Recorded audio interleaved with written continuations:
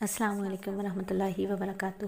صرف 5 منٹ کا مدرسہ، اور بات کریں گے 16 جمادی ثانی پر۔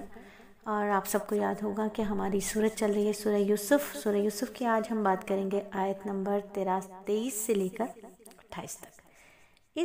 ان آیات میں یہ بات بتائی گئی کہ جب حضرت یوسف علیہ السلام کو گناہ کی طرف دعوت دی گئی تو انہوں نے گناہ سے اپنے آپ کو بچا کر رکھا، اور یوسف علیہ السلام نے اپنے آپ کو گناہ سے بچانے کے لیے 2 کام کیے۔ دیکھیں، گناہ کبھی بھی کہیں بھی کسی بھی وقت نفس کروا سکتا ہے اور شیطان نیکی سے ہٹا سکتا ہے۔ تو یہ دونوں کام جو ہے نا، ہمیں ہر وقت کرتے رہنا چاہیے، کیونکہ ہم تو فتنے کے بہت ہی بدترین دور میں چل رہے ہیں اس وقت۔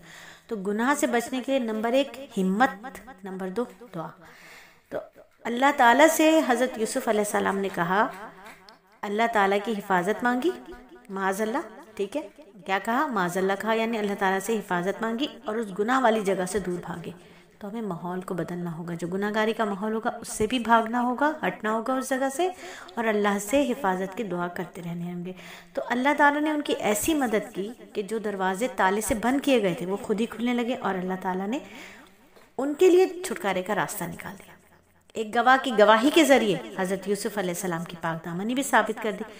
تو اس بات سے ہمیں کیا معلوم ہوا؟ معلوم یہ ہوا کہ جب ہم گناہ سے بچنے کی کوشش کریں گے نا، اور جو کہ ضروری بھی ہے، گناہ سے بچنے کی کوشش بہت ضروری ہے، تو اس کے لیے ہمیں اللہ سے دعا کرتے ہوئے اس ماحول کو چھوڑنا پڑے گا۔ یہ نہیں کہ اللہ سے دعا تو بہت کرتی ہوں میں کہ اللہ مجھے بچا لے، لیکن اسی ماحول میں بیٹھی رہوں، انہی گندی سہیلیوں کے ساتھ بیٹھی رہوں جو غلط باتیں سکھاتی ہیں، کرتی ہیں، گانے کے ماحول میں بیٹھی رہوں، اللہ سے معافیاں مانگتی رہوں۔ ایسا نہیں ہوگا، ماحول سے بھی دوری اختیار کرنی ہوگی، ٹھیک ہے، کہ اللہ میں تو کمزور ہوں، میں اپنی نظروں کی حفاظت نہیں کر پاتی، مجھ سے غصہ غیبت سے میں بچ نہیں پاتی، مجھ سے فجر میں نہیں اٹھا جاتا۔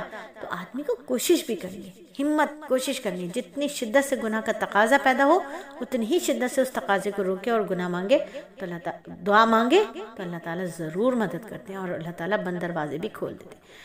تو حدیث مبارکہ میں ہے کہ چھوٹے گناہوں سے بھی بچنا چاہیے، چھوٹے گناہوں سے بچنا چاہیے۔ ہم سوچتے ہیں بڑے گناہ نہیں ہو رہے ہم سے تو ہم بڑے نیک ہو گئے، جی نہیں، ہمیں سب سے پہلے چھوٹے گناہوں پہ نظر رکھنی، چھوٹے گناہوں سے بھی اپنے آپ کو بچاؤ، کیونکہ چھوٹے گناہ اکٹھے ہو کر انسان کو ہلاک کر دیتے ہیں۔ یہ میرے نبی صلی اللہ علیہ وآلہ وسلم نے فرمایا۔ نبی صلی اللہ علیہ وآلہ وسلم نے اس کی مثال اس قوم سے دی جنہوں نے کسی جنگل میں پڑاؤ ڈالا، کھانے کا وقت آیا تو ایک آدمی جا کر ایک لکڑی لے آیا، دوسرا جا کر دوسری لکڑی لے آیا، یہاں تک کہ بہت سی لکڑیاں جمع ہو گئی، انہوں نے آگ جلانا چاہی اور اس میں جو ڈالا وہ پکا لیا، یعنی اپنا کھانا تیار کر لیا۔ یعنی ایک لکڑی کی کوئی حیثیت نہیں تھی، مگر جب یہی ایک ڈھیر کی شکل اختیار کر گئی، اتنی طاقت پیدا ہو گئی کہ ان میں کئی لوگوں کا کھانا تیار ہو گیا۔ اسی طرح گناہ بھی ایک ایک کر کے جب بڑی تعداد میں جمع ہو جاتے ہیں نا تو انسان کی تباہی کا ذریعہ بن جاتے ہیں۔ معلوم یہ ہوا کہ ہر قسم کے گناہوں سے بچنا چاہیے، گناہ چاہے چھوٹا اور معمولی سمجھ کر، چھوٹا اور معمولی کیوں نہ ہو، اس کا ارتکاب نہیں کرنا چاہیے، یہ بھی انسان کی ہلاکت کا ذریعہ بن جاتا ہے۔ اور جب گناہ کا تقاضا پیدا ہو تو سب سے پہلے تعوذ پڑھیں اور پھر دعا مانگیں کہ اللہ میرے دل کو اپنا خوف اور اپنی یاد میں لگا دے، میرے ارادے کی خواہشوں کو، ان عمل کو جو تجھ کو پسند ہو اور جن سے تو راضی ہو جائے، یعنی میرے ارادے اور خواہش کو، ان اعمال کو جو تجھے پسند ہو تو مجھے اس کام میں لگا دے، میرے خیالات بھی صرف اللہ کی یاد کے ہو، میرا دل بھی اللہ کی یاد اور اللہ کی خواہشات کا تمنائی ہو، اور میرے اعمال بھی وہی ہوں جو اللہ تعالیٰ کو پسند ہو، جن سے اللہ تعالیٰ راضی ہو۔